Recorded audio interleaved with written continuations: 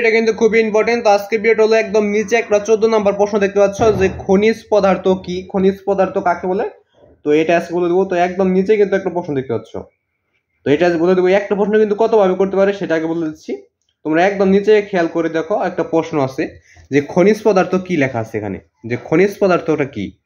তো এখানে তোমাদের প্রশ্ন করতে পারে খনিজ পদার্থ কাকে বলে, খনিজ পদার্থ বলতে কি বুঝো, খনিজ পদার্থের উদাহরণ দাও, খনিজ পদার্থের সংজ্ঞা দাও, খনিজ পদার্থের একটা বাক্য লিখো, খনিজ পদার্থের একটা সংজ্ঞা দাও। খনিজ পদার্থ কাকে বলে, খনিজ পদার্থ কাকে বলা হয়, খনিজ পদার্থের একটা পরিচয় দাও। তো তোমাদের কাছে জানতে চাই খনিজ পদার্থ ওই মূল জিনিসটা তোমাদের গুছিয়ে লিখতে বলে, যে মূল জিনিসটা সম্পর্কে একটা পরিচয় বা ওইটা ওই মূল জিনিসটা কি সেই সম্পর্কে কিছু লিখতে বলে।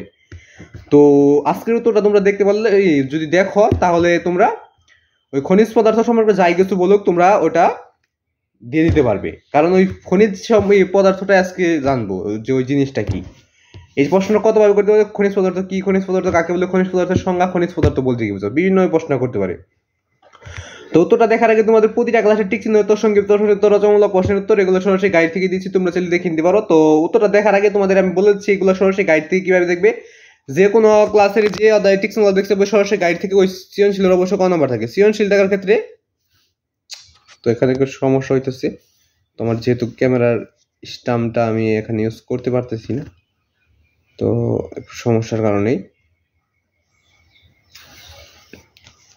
তো এখানে প্রচুর, তো আমি বলে দিচ্ছি তো খনিজ পদার্থ কাকে বলে। তো উত্তরটা দেখার আগে তোমাদের প্রতিটা ক্লাসের সৃজনশীল উত্তর যদি সরাসরি গাইড থেকে দেখে দাও তাহলে যে আদায়ের সৃজনশীলগুলো যে সৃজনশীলে দেখতে সৃজনশীল অবশ্যই ক নাম্বার, সৃজনশীল ক নাম্বার লিখে ইউটিউবে সার্চ করলে তোমরা সৃজনশীলটা সম্পূর্ণ গাইড থেকে পেয়ে যাবে, এবং সংগীত প্রশ্ন লিখে ইউটিউবে সার্চ করলে সংগীত প্রশ্নটাও সরাসরি গাইড থেকে পেয়ে যাবে, এবং রচনামূলক প্রশ্ন লিখে ইউটিউবে সার্চ করলে রচনামূলক প্রশ্ন পেয়ে যাবে সরাসরি গাইড থেকে।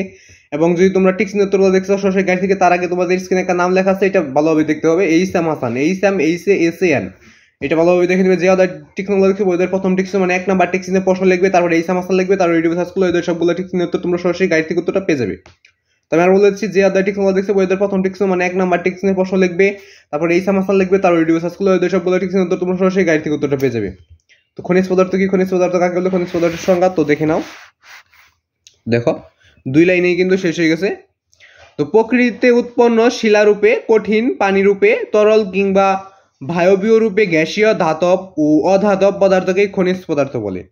তো এটাই মূলত ছিল খনিজ পদার্থ কি, খনিজ পদার্থ কাকে বলে, খনিজ পদার্থের সংজ্ঞা, খনিজ পদার্থ কাকে বলা হয়, খনিজ পদার্থটা কি।